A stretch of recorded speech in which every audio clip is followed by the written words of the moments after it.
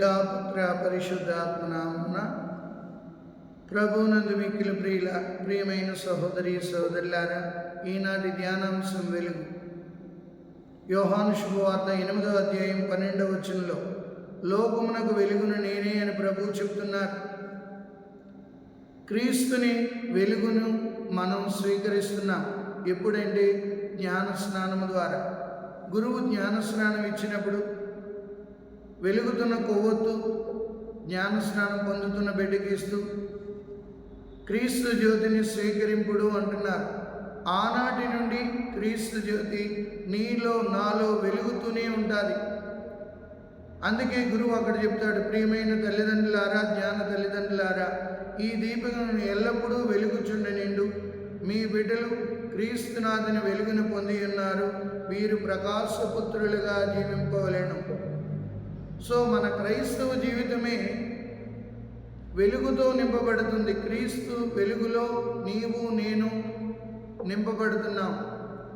ఆ వెలుగు ఇతరులకు ఆనందాన్ని ఇస్తుంది. ఆ వెలుగు ఇతరులకు ఆశీర్వాదంగా మారుతుంది. చీకటిలో ఉన్నవాడు తొట్టిల్లొచ్చు కానీ వెలుగులో ఉన్నవాడు తొట్టిల్లడు. అందుకే కీర్తన 119 వచనం 105లో నీ వాక్యము నా పాదములకు దీపము, నా త్రోవకు వెలుగై ఉన్నది.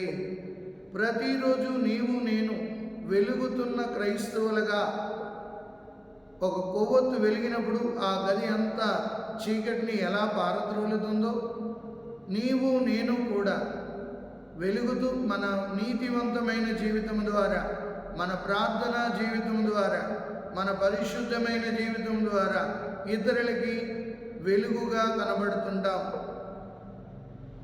అందుకే మత్తయి శుభవార్త 5:14లో మీరు లోకానికి వెలుగై ఉన్నారు అని ప్రభు సెలవిస్తున్నారు. మనం వెలగాలి, ఇతరులను వెలిగించాలి.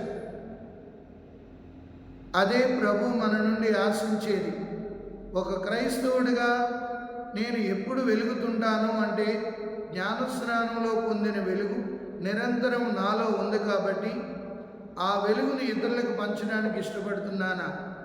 ఎవరెవరైతే అవిశ్వాసం అనే అంధకారంలో ఉన్నారో, ఎవరెవరైతే బాధలలో శోధనలో ఉన్నారో వారికి నేను వెలుగుగా నిలబడగలుగుతున్నానా?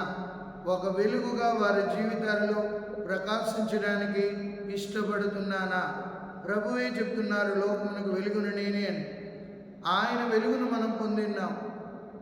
అందుకే సంవత్సరానికి ఒకసారి ఈస్టర్ పండుగ రోజు మళ్ళా మనం వెలుగుతున్న వత్తు పట్టుకొని క్రీస్తు జ్యోతి అంటూ మనం పాడుతుంటాం.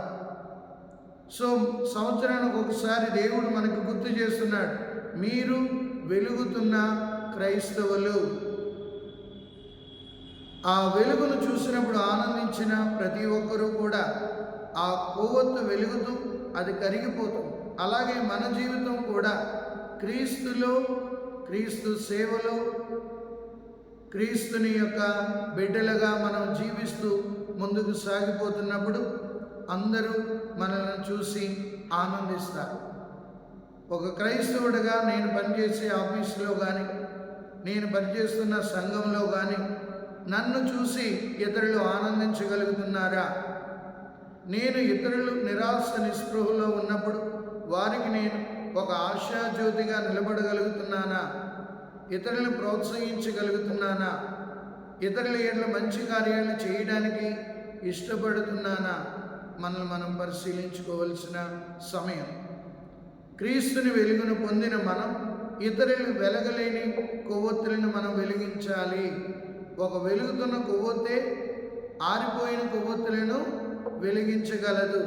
అలాగే ఒక క్రైస్తవుడిగా, క్రైస్తవురాలిగా మనం ఇతరుల జీవితాలలో ఆనందం అనే వెలుగును నింపగలుగుతున్నామా? ఆశ అనే వెలుగును నింపగలుగుతున్నామా? వాళ్ళు శోధనల నుండి బయటకు రావడానికి మనం సిద్ధపడుతున్నామా? ఒక్కసారి మనం ఆలోచించుకోవాలి. అందుకే ప్రభు మీరు లోకానికి వెలుగై ఉన్నారు. ఎంతోమంది అంధకారంలో జీవిస్తున్నారు. ఆధ్యాత్మిక అంధకారంలో, సాతాను పెట్టే చిక్కుల్లో జీవిస్తున్నారు, నిరాశతో జీవిస్తున్నారు. అందుకే చాలామంది ఉరేసుకుంటున్నారు, ఇక మా జీవితంలో ఎవరు లేరు, మాకెవరూ లేరు నిరాశలోకి వెళ్ళి ఉరేసుకోవడానికి సిద్ధపడుతున్నారు. అలాంటి వాళ్ళకి మనం ఒక ఆశాజ్యోతిగా నిలబడగలుగుతున్నామా? ఒక్కసారి ఆత్మపరిశీలన చేసుకోవాలి. ప్రభువు నుండి వెలుగును పొందిన మనం ఆ వెలుగుని ఇతరులకు పంచడమే మన జీవిత పరమార్థంగా భావించగలుగుతున్నామా?